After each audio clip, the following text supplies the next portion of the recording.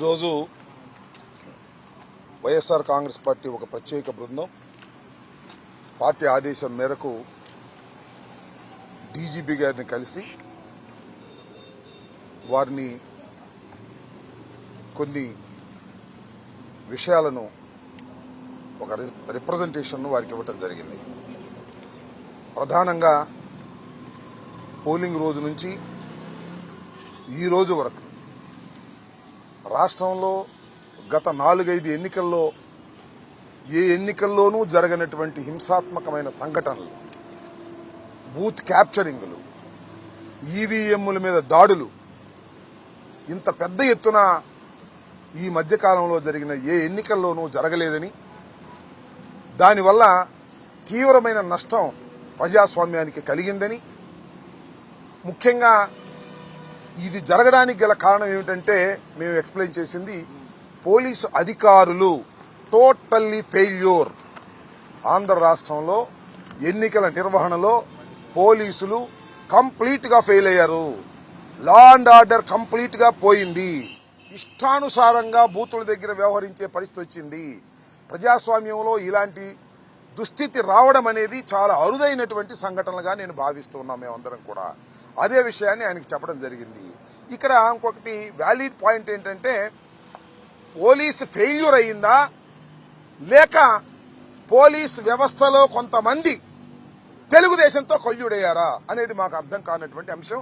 దాని మీద విచారణ జరపవలసిందిగా కూడా కోరాం. ఎక్కడైతే మాకు బాగా బలంగా ఓట్లు పడతాయి అనుకుంటారో అక్కడ పోలీస్ బందోబస్తు ఎక్కువ పెట్టారు. ఎక్కడైతే మాకు బలంగా ఓట్లు పడవు, తెలుగుదేశానికి అనుకూలంగా ఉంటాయనుకున్న చోట పోలీసులు పెట్టలేదు. అందువల్ల మా దగ్గరేమో వారు రౌడీజం చేయడానికి వీలు లేకోకుండా పోలీసులు పెట్టారు, సంతోషమే. కానీ ఆ బూతుల్లో రౌడీజం జరుగుతూ ఉంటే పోలీసులు మాత్రం ఒకళ్ళో ఇద్దరో ఉండి చూస్తూ ఊరుకున్నటువంటి సంఘటనలు మనం చూసాం. మేము ప్రత్యక్షంగా చూసాం. ముఖ్యంగా పల్నాడు జిల్లాలో గాని మరొక జిల్లాలో గాని ఎక్కడైనా సరే ఏదైనా ఒక హింస జరుగుతూ ఉంది, ఒక బూత్ను క్యాప్చర్ చేశారు, పోలీసు వారు వెళ్ళాలి అని మేము అనేక సార్లు ఫోన్ చేస్తే ఇదిగో వెళ్తున్నారు అదిగో వెళ్తున్నారని సినిమాలో లాగా అంతా అయిపోయిన తర్వాత, కొట్టుకున్న తర్వాత, ఈవీఎంలు పగిలిపోయిన తర్వాత అప్పుడు వెళ్ళినటువంటి సంఘటనలు కోకొల్లలుగా కనిపిస్తా ఉన్నాయి. చిత్రం ఏంటంటే, మొన్న సడన్ గా నేను ఎన్నికల రోజు నాకు ఫోన్ చేసి మిమ్మల్ని అరెస్ట్ చేయమన్నారండి, హౌస్ అరెస్టు, తిరగడానికి వీలు లేదు అన్నారు. నేను ఇంటికి వచ్చి కూర్చున్నా. నా ప్రత్యర్థి మాత్రం తిరుగుతానే ఉన్నాడు. What is this? దీన్ని కూడా సమాధానం చెప్పాల్సినటువంటి బాధ్యత పోలీస్ వ్యవస్థ మీద ఉంది. అనేక హింసాత్మకమైన సంఘటనలు జరిగాయి. ఆ రోజు జరిగాయి, నిన్న జరిగాయి. మా పల్నాడులో ఫైర్ ఓపెన్ చేశారు నిన్న, పోలింగ్ అయిపోయిన తర్వాత జరిగినటువంటి రోజున. మళ్ళీ ఇవాళ అరెస్టులు చేస్తున్నారు. చాలా చిత్రంగా అనిపించింది నాకు. ఇవాళ కొంతమంది నాయకుల్ని అరెస్ట్ చేస్తున్నారు. ఎందుకంటే ప్రివెన్షన్ అంట, అంటే నేరాలు జరగకోకుండా ఆపటం కోసం. ఏదో పెళ్లంతా అయిపోయిన తర్వాత బాధ్యాలు మోయించినట్టుగా ఎన్నికల సమయం అయిపోయింది, వైలెన్స్ తగ్గాలనేటువంటి ప్రయత్నంలో ఉంది వాతావరణం. ఇవాళ అరెస్టులు చేసేటటువంటి ప్రయత్నం చేస్తున్నారు. ఇవాళ యాక్షన్ చేస్తున్నారు. మొన్నటిదాకానేమో కొల్యూషన్, ఇవాళ యాక్షన్. ఈ విధంగా చేస్తున్నారు. చాలా దురదృష్టకరమైనటువంటి పరిణామాలు ఇవాళ ఆంధ్ర రాష్ట్రంలో చోటు చేసుకోవడం చాలా బాధ కలిగించింది. అదే డీజీపీ గారికి కూడా చెప్పడం జరిగింది. మాకున్నటువంటి అవగాహన మేరకు ఎలక్షన్ కమిషన్ చాలా మంది అధికారులు మార్చారు.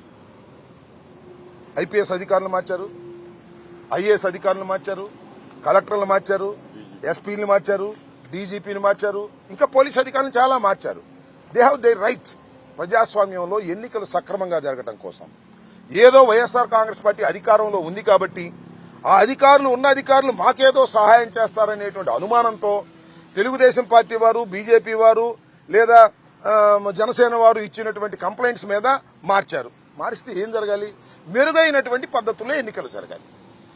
అంతకన్నా ప్రశాంతంగా ఎన్నికలు జరగాలి.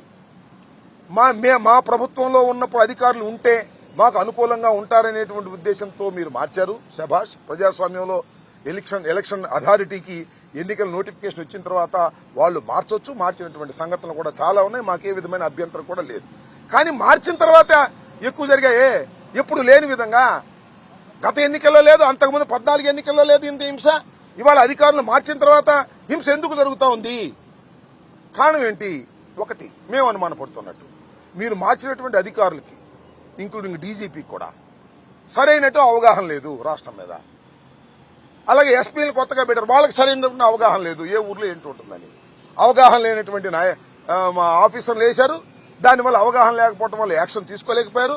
నేను ఇప్పుడే డీజీపీ గారిని కలిసినప్పుడు అన్నాను, నేను ఎన్నికల ముందు వచ్చాను, అసలు మెన్ డిస్ట్రిబ్యూట్ చేసేటప్పటికే నాకు టైం సరిపోయింది అన్నాడు. అంటే ఆయన పరిస్థితి ఏంటి చెప్పండి, డీజీపీ గారి పరిస్థితి. మెన్ను డిస్ట్రిబ్యూట్ చేయటంకే నా కాలం అంతా అయిపోయింది, ఇంకా నేను దృష్టి పెట్టలేకపోయాననేటువంటి పరిస్థితికి వచ్చిందంటే ఎన్నికల కమిషన్ మార్చినటువంటి అధికారుల వల్ల ప్రజాస్వామ్యానికి లాభం జరిగిందా నష్టం జరిగిందా ఆలోచించుకోవాల్సినటువంటి అవసరం ఉన్నది, రివ్యూ చేసుకోవాల్సినటువంటి అవసరం కూడా ఉన్నదని ఈ సందర్భంగా నేను చెప్పదలుచుకున్నా. చాలా ఘోరమైనటువంటి పరిస్థితులు క్రియేట్ అయ్యాయి ఎన్నికల రోజున, ముఖ్యంగా పోలింగ్ డే రోజున చాలా అరాచకాలు జరిగాయి. ఇవాళ ఏం యాక్షన్ తీసుకున్నా ఏం జరుగుతుందో చెప్పండి. ఓట్లు అయిపోయాయి, బాక్సుల్లో ఓట్లు నిక్షిప్తమై ఉన్నాయి, ఓట్లు వేసేటప్పుడు దొంగ ఓట్లు వేసుకున్నారు, ఈవీఎంలు నొక్కున్నారు, ఈవీఎంలు పగలగొట్టే పరిస్థితి తీసుకొచ్చారు, లా అండ్ ఆర్డర్ ఫెయిల్ అయిపోయింది, పోలీసులు ప్రేక్షక పాత్ర వహించారు. దీనికి మూల్యం ఎవరు చెల్లించాలని అడుగుతా ఉన్నా ప్రజాస్వామ్యం. ఇంత దారుణంగా వ్యవహరించారే, వీరి మీద యాక్షన్ తీసుకోవాల్సినటువంటి అవసరం ఉన్నది. ఎన్నికల కమిషన్ కూడా మేము రిప్రజెంట్ చేయబోతున్నాం. పోలీస్ అబ్జర్వర్ అని చెప్పేసి ఎవరినో పెట్టారు, ఆయన రిటైర్డ్ అధికారి.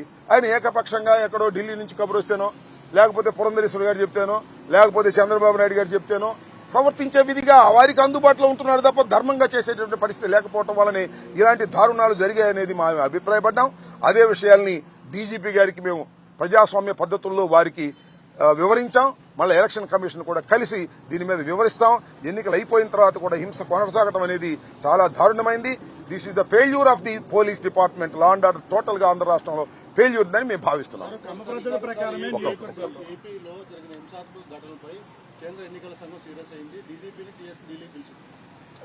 అంటే దానికి అర్థం ఏంటి? మేము ఏదైతే ఆవేదన మీ ముందు చెబుతున్నామో ఆ ఆవేదనలో వాస్తవం ఉందని గ్రహించగలిగింది సెంట్రల్ ఎలక్షన్ కమిషన్ అని మీరు, నేను, చూసే ప్రేక్షకులు, ప్రజలు భావించాలని కోరుతున్నాం. ఏంటమ్మా? నియోజకవర్గాల వారీగా క్రమ పద్ధతి ప్రకారం దాడి జరిగింది. పల్నాడు జిల్లాలో, అనంతపురం జిల్లాలో కావచ్చు, గన్నవరం, కర్నూలు లాంటి చోట కూడా పర్టికులర్ గా టార్గెట్ చేసి దాడి చేశారు. ఈ మొత్తం దాడుల వెనక ఎవరి పాత్ర ఉంది, ఎవరు పరిగెట్టుకుని దాడులు చేశారు? దాడులు చేయటం వల్ల నేను ఒకటే ఇందాక డీజీపీ గారికి కూడా చెప్పాం. ఫర్ ఎగ్జాంపుల్ నేను ఉన్నాను, నాతో ఒక పోలీస్ ఆఫీసర్ కొల్యూడ్ అయిపోయాడు అనుకోండి, నాకు ఎంత కాన్ఫిడెన్స్ ఉంటుంది? ఒక హింస చేయడానికి ఎంత కాన్ఫిడెన్స్ ఉంటుంది? నన్ను శిక్షించవలసినటువంటి పోలీసు అధికారే నాతో కొల్యూడ్ అయిపోతే నేను నేరం చేయడానికి ఎంత ధైర్యం వస్తుంది నాకు? సేమ్ థింగ్ జరిగింది రాష్ట్రంలో పల్నాడులో పోలీసు అధికారులు కొందరితో కొల్యూడ్ అయిపోవడం వలన కొల్యూడ్ అయినటువంటి రాజకీయ పక్షం అభ్యర్థులకు ఎక్కువ శక్తి వచ్చి దాడులు చేసి హింసను ప్రోత్సహించి ఆ హింసను ఆపలేరనేటువంటి ఉద్దేశంతో ఓట్లను దండుకునేటటువంటి కార్యక్రమం, గుద్దుకునే కార్యక్రమం చేశారు. ఇది చాలా దారుణమైనటువంటి అంశంగా మేము భావిస్తున్నాం.